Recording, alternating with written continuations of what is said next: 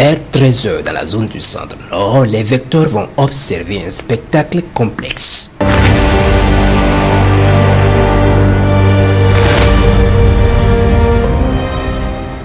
Deux groupes terroristes en mouvement en sens inverse à toute allure et sans arrêt. Un peu diversion.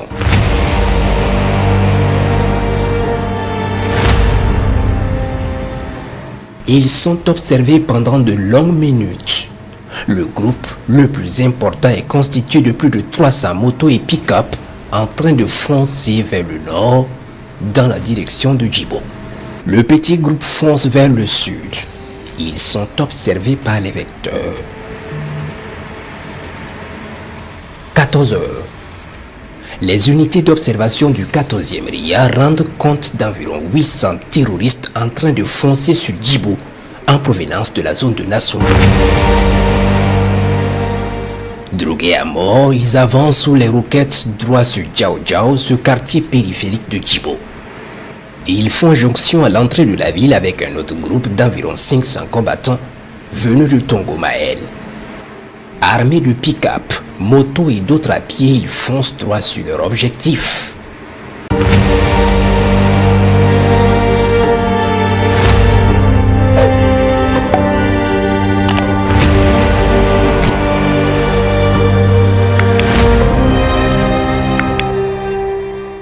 Les renseignements font cas d'une attaque d'envergure sur une cible importante dans les jours à venir par les terroristes défaits au Mali, en renfort au groupe agissant au Burkina. Le ciel est donc pris d'assaut pour la surveillance. Plusieurs diversions auront lieu comme ce matin du 26 novembre, vers 11 h où les vecteurs détectent l'arrivée d'un groupe de criminels à Yaktibo, au centre-est, suite à une alerte.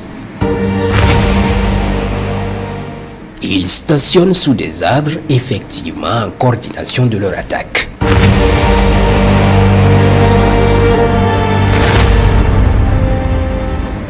Le groupe important est verrouillé et frappé efficacement.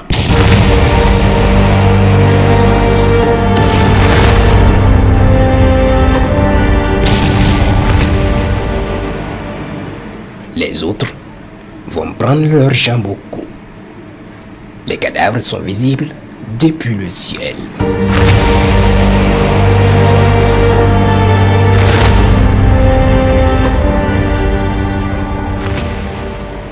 Vers 13 h dans la zone du centre nord, les vecteurs vont observer un spectacle complexe.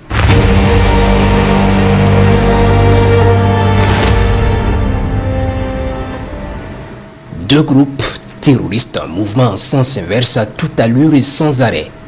Un peu diversion.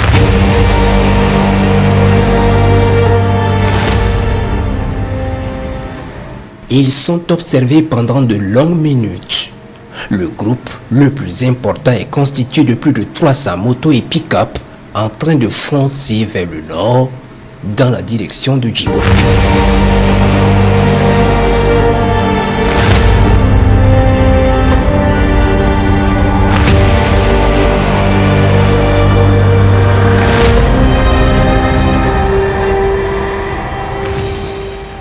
Le petit groupe fonce vers le sud.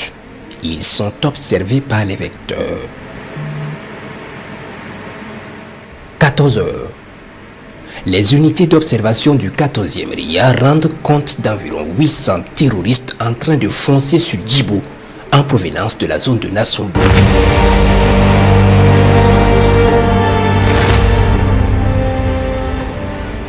Leur artillerie va entrer en jeu pour stopper les criminels.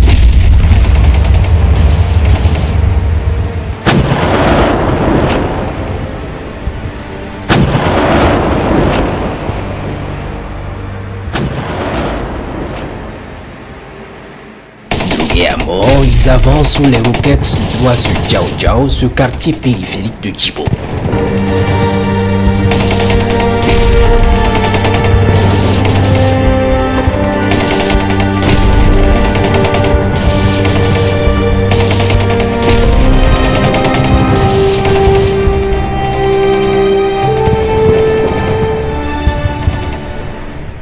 font jonction à l'entrée de la ville avec un autre groupe d'environ 500 combattants venus de Tongomael.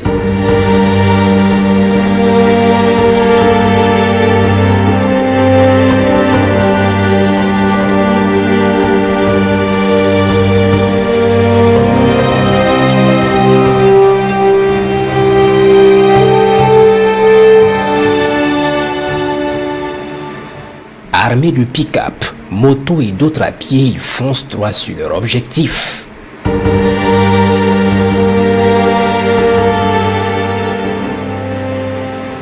Puis soudain, au sud, un autre groupe venu de la direction de Pobé Mengao surgit.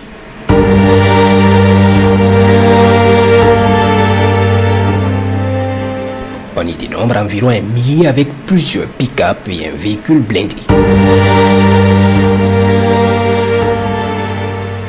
Ils avancent tous comme des fourmis sur la base. Puis un autre groupe quitte vers Baraboulé et se joint au combat. Les vecteurs de surveillance de la base les observent avancer puis engagent le combat à un moment donné. On peut voir un véhicule blindé des criminels foncer sur le mur de la base pour faire une brèche. Les vaillantes forces tiennent les autres en respect par un feu nourri.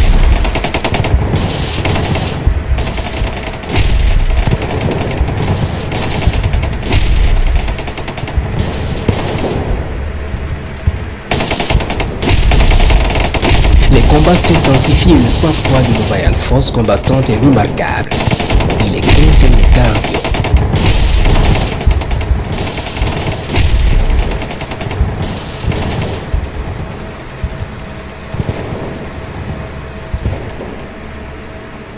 Ne trouvant pas la possibilité de pénétrer par la brèche, ils décident de s'attaquer à un poste de combat pour espérer rentrer par là, mais les hommes restent stoïques.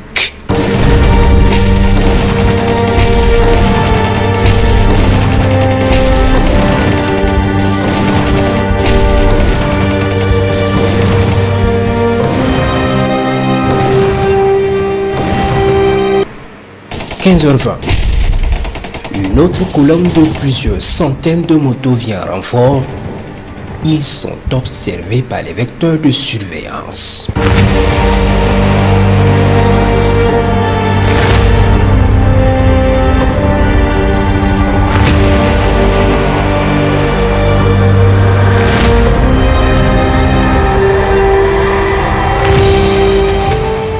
Ils migrent vers les deux brèches ouvertes par le blindé et essaient de pénétrer la base. Impossible. Les combattants les en empêchent par une résistance héroïque.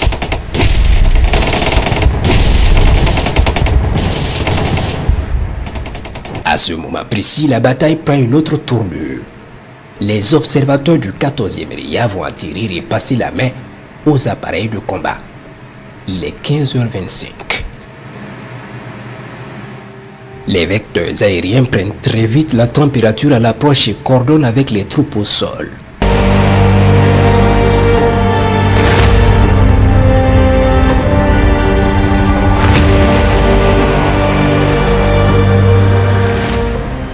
Ils peuvent constater l'ennemi attroupé aux deux brèches, dehors tentant la percée.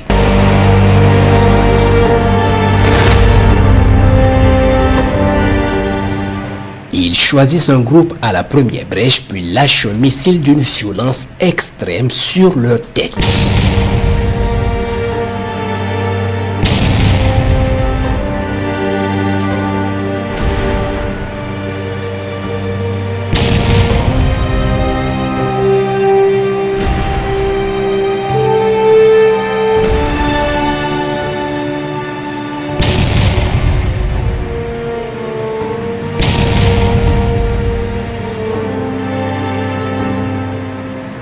Puis un autre groupe au niveau de la deuxième brèche est verrouillé et frappé.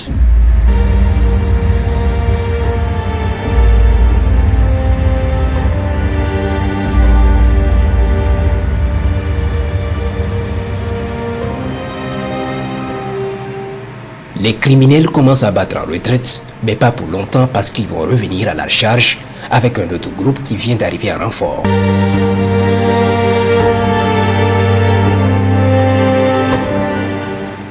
Ce groupe évite de s'approcher du mur, voyant brûler leurs camarades dans un feu d'enfer.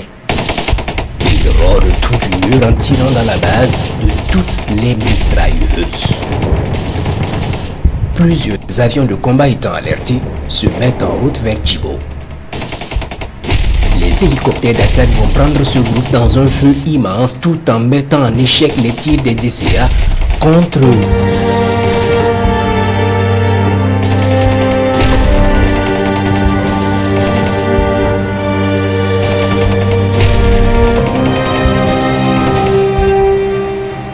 Ils finissent par commencer à fuir en prenant plusieurs directions. Les avions de chasse vont neutraliser une colonne en fuite vers Nassumbo, à quelques kilomètres de la base. À 18 h, les vecteurs aériens sillonnent la base. Elle est intacte. Nos vaillants combattants sont en mouvement à l'intérieur et se reconstituent après le combat.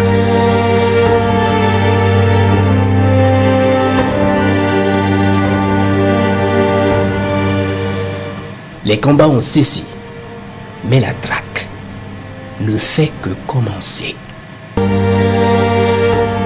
Djibo reste debout et sous contrôle. On peut observer les rescapés des frappes des avions de chasse en direction de Nassumbo.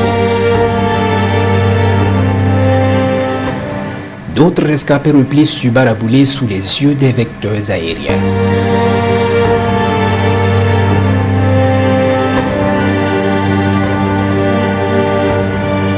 Le pick-up monté de mitrailleuses est verrouillé d'abord puis frappé efficacement.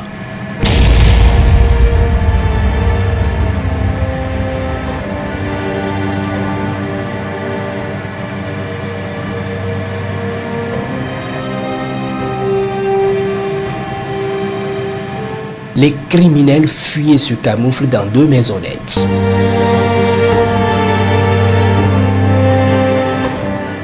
Ils sont verrouillés dans la première maisonnette et frappés efficacement.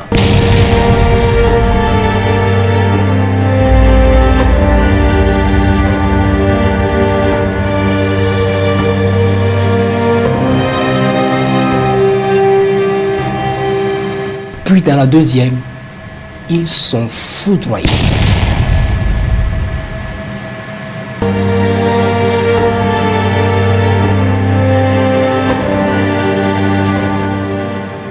Une autre colonne en fuite vers le sud est verrouillée par les vecteurs. Direction Yantiga dans la zone de Pensa.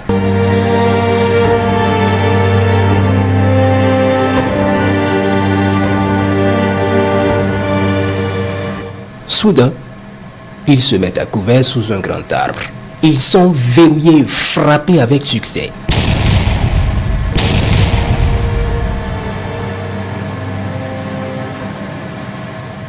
Les rescapés sont poursuivis par les vecteurs jusqu'à Tafugo, dans la zone de Tougri ce matin, et ont été traités avec l'appui des unités terrestres. Les opérations se poursuivent.